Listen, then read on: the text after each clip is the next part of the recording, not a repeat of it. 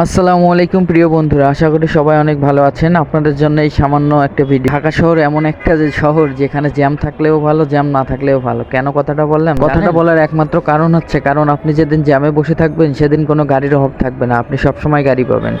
আবার যেদিন জ্যাম থাকবে না সেদিন রাস্তায় গাড়ির অভাব থাকবে, আপনাকে গাড়ি পাওয়ার জন্যই অনেকক্ষণ রাস্তায় দাঁড়িয়ে থাকতে হবে। তো পরিশেষে দেখা যায় যে লাউ সেই কৌতুক। তো আজকে রাস্তায় জ্যামজট নেই বললেই চলে, যে কারণে বাইরে হয়েছিলাম একটু কাজে, কিন্তু কি আর করার, গাড়ির জন্য প্রায় 15-20 মিনিট থেকে দাঁড়াইছিলাম কিন্তু কোনো গাড়ি পাচ্ছিলাম না। অতঃপর একটা রিক্সা ঠিক করলাম যাওয়ার জন্য, কিন্তু তখনই আবার একটা গাড়ি চলে আসলো, তাই পরে রিক্সাতে না চড়ে আবার গাড়িতে আসলাম। আর এইদিকে রিক্সাওয়ালাগুলোরও একটা বদ অভ্যাস আছে, যেদিন দেখবেন যে রাস্তায় গাড়ির সংখ্যা অনেক কম সেদিন তারা 30 টাকা বা 40 টাকার ভাড়া 80 টাকা 90 টাকা চেয়ে বসে থাকবে।